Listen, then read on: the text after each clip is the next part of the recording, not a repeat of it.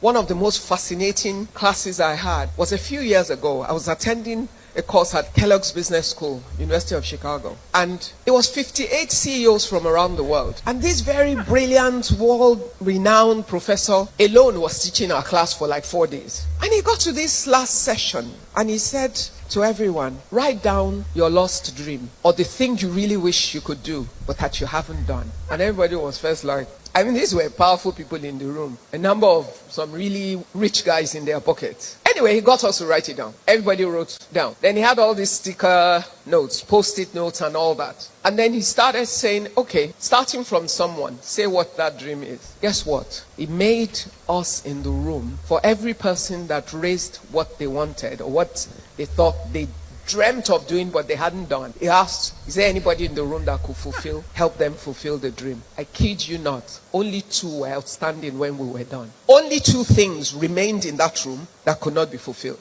But we'd been together for about 4 days. That was our last day. We would have left without knowing the things we came in with were already in the room and that the problem could have been solved except for that session. But they didn't know what you needed help with, so nobody could help you. You don't know your neighbors. You don't even know the power of the network of some of your friends. Except they know exactly what you're looking for.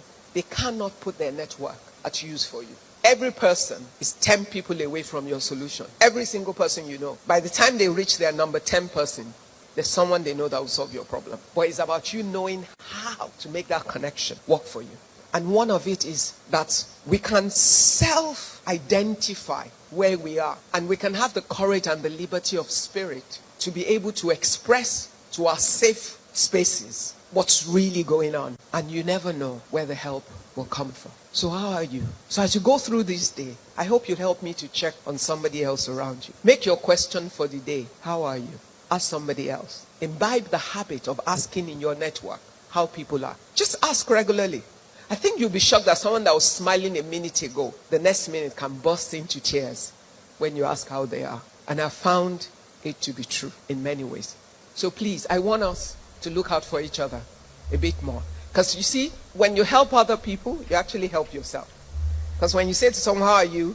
And they respond, you're going to end up talking about how you are. And it does make a difference.